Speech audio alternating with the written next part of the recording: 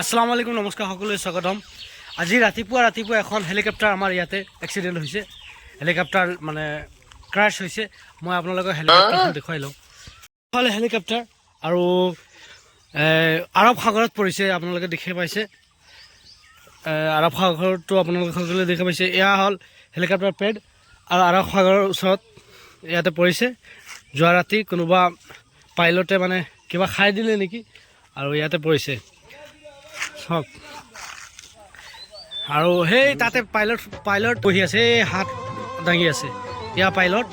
আৰু চাওক আপোনালোকে